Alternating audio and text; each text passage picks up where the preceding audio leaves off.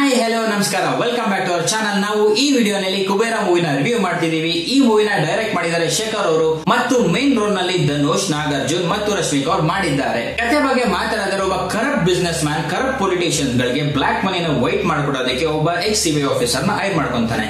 ಅದಾದ್ಮೇಲೆ X CBI officer ಒಂದು idea ಮಾಡ್ತಾನೆ, ಭಿಕ್ಷುಕರನ್ನ ಕರ್ಕೊಂಡ್ಬಂದು ಅವ್ರ ಹೆಸರಲ್ಲಿ ದುಡ್ಡನ್ನ ಇಟ್ಬಿಟ್ಟು ಅದನ್ನ ಟ್ರಾನ್ಸ್ಫರ್ ಮಾಡೋಣ, ಯಾರಿಗೂ ಗೊತ್ತಾಗಲ್ಲ ಅಂತ ಐಡಿಯಾ ಮಾಡ್ತಾನೆ.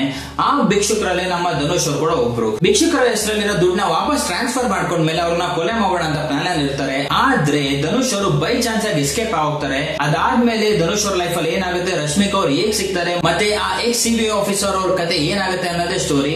ಒಂದ್ ಒಳ್ಳೆ ಟೀಮ್ ಇತ್ತು, ಒಳ್ಳೆ ಪ್ರಯತ್ನ ಅಂತ ಖಂಡಿತವಾಗ್ಲೂ ಹೇಳ್ಬೋದು. ಆದ್ರೆ ಎಲ್ಲೋ ಒಂದ್ ಸ್ವಲ್ಪ ಫೇಲ್ ಆಗಿದೆ ಅಂತ ಖಂಡಿತವಾಗ್ಲೂ ಹೇಳ್ಬೋದು. ಪರ್ಫಾರ್ಮೆನ್ಸ್ ಬಗ್ಗೆ ಮಾತಾಡಿದ್ರೆ ಧನುಷ್ ಒಂದು ಫ್ಯಾಬ್ಯುಲಸ್ ಆಗಿ ಕೊಟ್ಟಿದ್ದಾರೆ. ಅವ್ರ ಕರಿಯರ್ ಬೆಸ್ಟ್ ಪರ್ಫಾರ್ಮೆನ್ಸ್ ಅಂತ ಖಂಡಿತವಾಗ್ಲೂ ಹೇಳ್ಬೋದು. ಅವ್ರ ಎಮೋಷನಲ್ ಚೇಂಜಸ್ ಇದೆಲ್ಲ ತುಂಬಾ ಚೆನ್ನಾಗಿ ಮೂಡ್ ಬಂದಿದೆ. ಜನಗಳ ಕಣ್ಣಲ್ಲಿ ನೀರು ಬರುತ್ತೆ ಅಷ್ಟು ಚೆನ್ನಾಗಿ ಮಾಡಿದ್ದಾರೆ. ಮತ್ತು ನಾಗಾರ್ಜುನ್ ಅವರು ಕೂಡ ತುಂಬಾ ಚೆನ್ನಾಗಿ ಮಾಡಿದ್ದಾರೆ. ಅವ್ರ ಎಮೋಷನಲ್ ಚೇಂಜ್ ಇಲ್ಲ, ತುಂಬಾ ಚೆನ್ನಾಗಿ ಮೂಡ್ ಬಂದಿದೆ ಅಂತ ಹೇಳ್ಬೋದು. ರಶ್ಮಿಕಾ ಅವ್ರ ರೋಲ್ ಪರ್ಫೆಕ್ಟ್ ಆಗಿ ಆಕ್ಟ್ ಮಾಡಿದ್ದಾರೆ ಅಂತ ಖಂಡಿತವಾಗ್ಲೂ ಹೇಳ್ಬೋದು. ಡೈರೆಕ್ಷನ್ ಬಗ್ಗೆ ಮಾತಾಡಿದರೆ ಶೇಖರ್ ಅವ್ರ ಮೇಲೆ ತುಂಬಾ ಎಕ್ಸ್ಪೆಕ್ಟೇಷನ್ ಇತ್ತು, ಬಟ್ ಈ ಮೂವಿ ಸ್ವಲ್ಪ ಎಡು ಬಿದ್ದಿದ್ದಾರೆ ಅಂತ ಹೇಳ್ಬೋದು. ಒಳ್ಳೆ ಥೀಮ್ ಇತ್ತು, ಬಟ್ ಸ್ವಲ್ಪ ಡ್ರ್ಯಾಗ್ ಆಗೋಯ್ತು ಮೂವಿ. ಮತ್ತೆ ಆ ಎಂಡಿಂಗ್ ಅಲ್ಲಿ ಪಂಚ್ ಬರಲ್ಲ, ಆ ಎಮೋಷನಲ್ ಪಂಚ್ ಖಂಡಿತವಾಗ್ಲೂ ಬರಲ್ಲ. ಸ್ಕ್ರೀನ್ ಪ್ಲೇ ಬಗ್ಗೆ ಮಾತಾಡಿದ್ರೆ ಅದು ಕೂಡ ಅಷ್ಟಕ್ಕಷ್ಟೇ ಅಪ್ಸ್ ಅಂಡ್ ಡೌನ್ಸ್ ತುಂಬಾ ಇದೆ. ಪೇಸಿಂಗ್ ಇಶ್ಯೂ ಅಂತೂ ತುಂಬಾ ಇತ್ತು ಮೂವಿನಲ್ಲಿ. ಆಡಿಯನ್ಸ್ ನ ಹಿಡಿದು ಕೂರ್ಸೋದು ತುಂಬಾ ಕಷ್ಟ ಇದೆ 3 hour ಮೂವಿನ. ಮತ್ತೆ ಪ್ರೀ ಕ್ಲೈಮ್ಯಾಕ್ಸ್ ತುಂಬಾ ರಸ್ಟ್ ಇದೆ ಅಂತ ಅನ್ಸುತ್ತೆ.